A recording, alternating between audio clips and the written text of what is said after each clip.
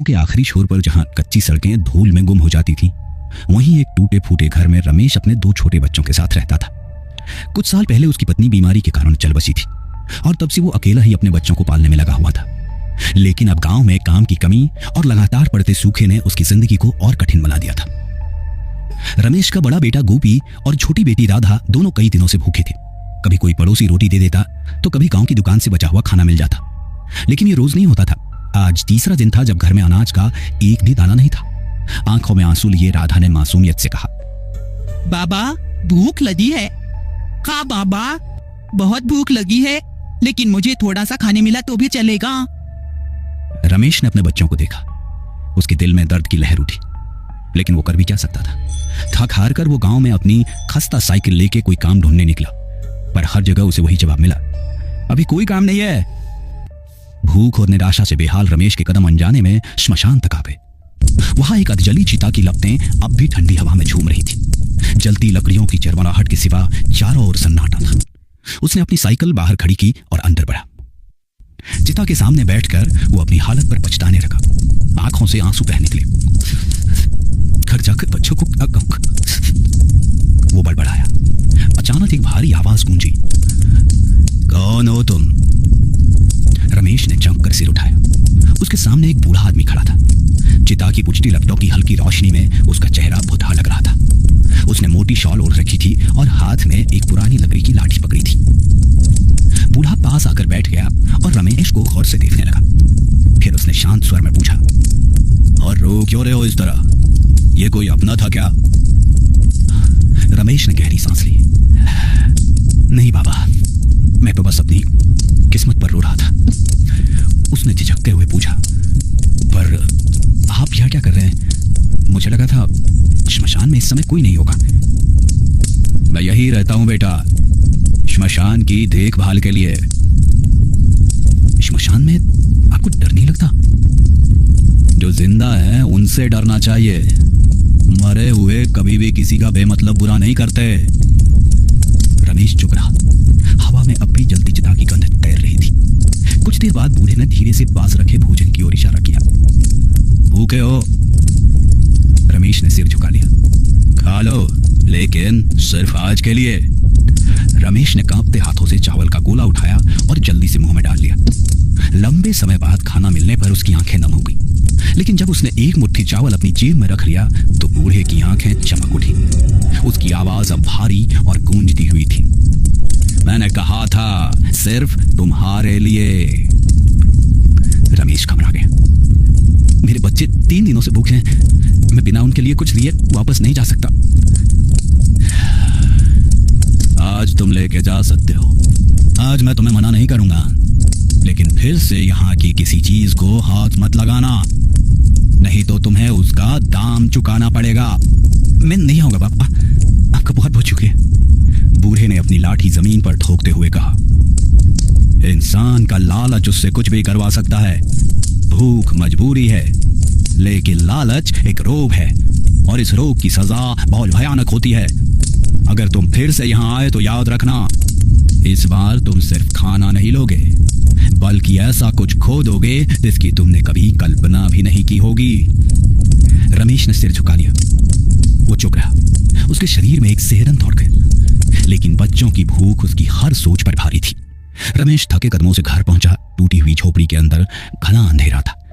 जैसे ही रमेश ने जेब से चावल के कुछ गोले निकाले, उसकी बेटी की आंखें चमक उठी। वो खुशी से चिल्लाई, बाबा खाना। और दोनों बच्चे लपक कर उसके पास आ गए। रमेश ने प्यार से उनके हाथों में चावल रखे। बस आज रात के लिए इतना ही है, धीरे धीरे खाना, उसने नरम आवाज में कहा। बच्चों ने भूख से कांपते हाथों से चावल उठाए और जल्दी जल्दी मुंह में डालने लगे। हर निवाला मानो उनके चेहरे पर नई रोशनी ला रहा था। छोटी बेटी ने मुस्कुराकर कहा, बाबा बहुत स्वादिष्ट है। रमेश ने उनकी खुशी देखी तो उसकी आंखों में आंसू आ गए। बच्चों के संतोष से उसका मन भर गया था। रमेश के मन में बूढ़े की चेतावनी गूंज रही थी, अगर फिर आए तो बहुत कुछ खो दोगे।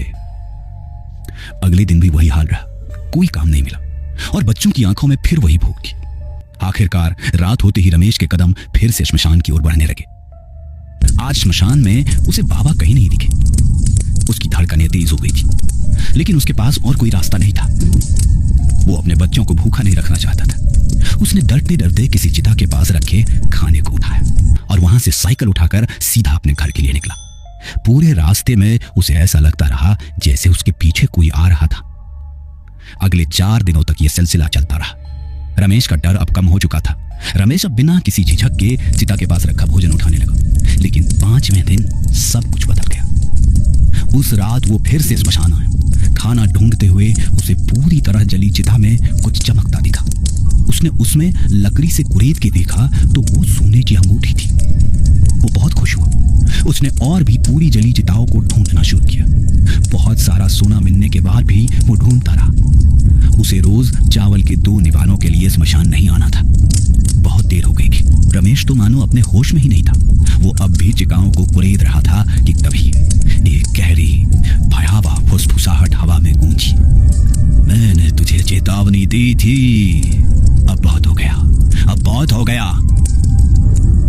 वो पीछे पलटा तो उसके सामने वही बूढ़ा खड़ा था। वो पहले से ज्यादा भूतिया और गुस्से में लग रहा था।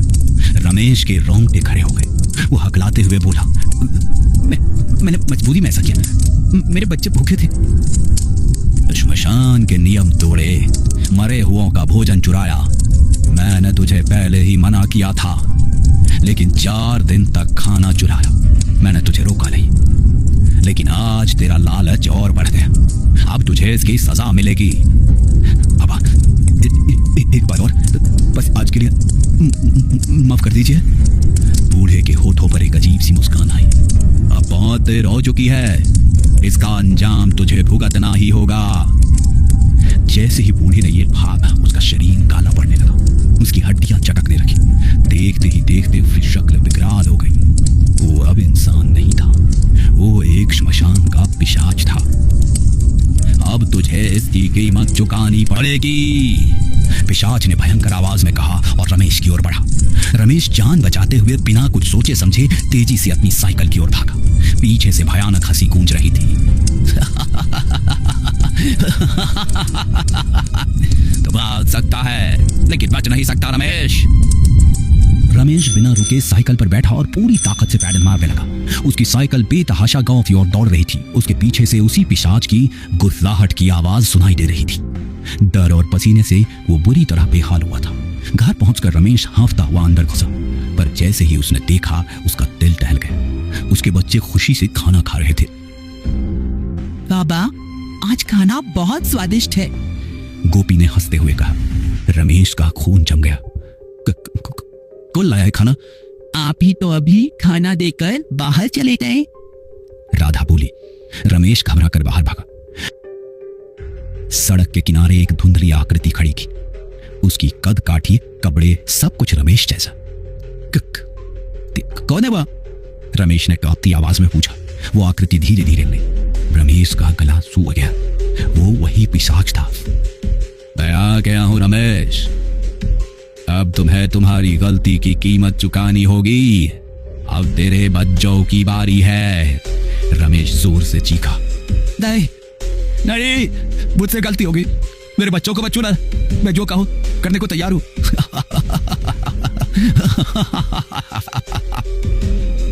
लेकिन जब वो अंदर दौड़ा, बच्चों की सफेद पड़ी लाशें जमीन पर थी। उनके चेहरे शांत थे, जैसे सो रहे हों, लेकिन उनकी आंखों के नीचे काले निशान थे, मानो किसी ने उनकी आत्मा खींच ली हो। पीछे से पिशाच की फुसफुसाहट आई। मैंने कहा था ना, इसकी कीमत चुकानी पड़ेगी। रमेश की चीख पूरी रात गूंजती रही। गांव में कहा जाता है कि आज भी हर अमावस्या की रात कोई आदमी श्मशान में अपने बच्चों को पुकारता है। गोपी, राधा, बाबा आ गए। गोपी, लेकिन कोई जवाब नहीं आता, क्योंकि जो मर चुके होते हैं वे अपनी वापस नहीं आते। गोपी